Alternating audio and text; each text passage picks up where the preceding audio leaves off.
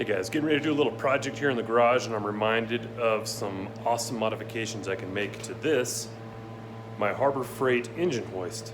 Now I've had this thing for a couple years. Every time I go to use it, I'm thinking to myself, I need to make these modifications. Today I'm gonna do it. Okay, so check it out. Follow along as I give you about a 5-minute mod to this technique for this thing that'll change the way you use it. So follow along. Okay, first things first, tip number one, you can adjust this chain.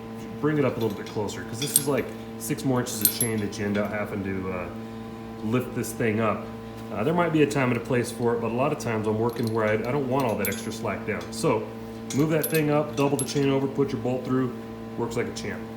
Second one, this is probably like OSHA mandated or something, but it's garbage and it just gets in the way. And you can see it's all mangled up, and every time I use it I get mad at it. So this little tab, gonzo.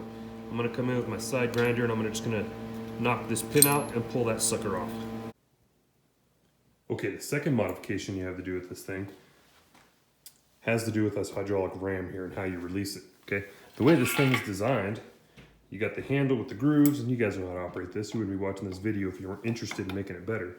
But this thing goes on here, and then you have all the stability of you and this torsion on this handle to get that thing loosened or tightened. And I don't know about you guys, but I know at least more than once as a kid having an engine transmission hanging over the engine bay of a car, my dad trying to line it up with me running the handle on this thing and doing the old NASCAR drop with that, and that's not the way to go about it. So you can see down here I got my the valve for it cleaned up with my grinder, and then I'm going to come in here with this 1/4-inch bolt. It's a long one, so I have a little bit of leverage, but I'm just going to come in with my MIG welder, tack that sucker in place there. This bolt been floating around my bolt box for a couple years, so it's no big loss. I'll probably need it tomorrow as soon as I get done welding it on here. But that's the trick. I'm going to zap that on, and then I'll show you how well this thing works in a second. Okay, so there you have it. You can see there, I just took my little side grinder, nipped that off.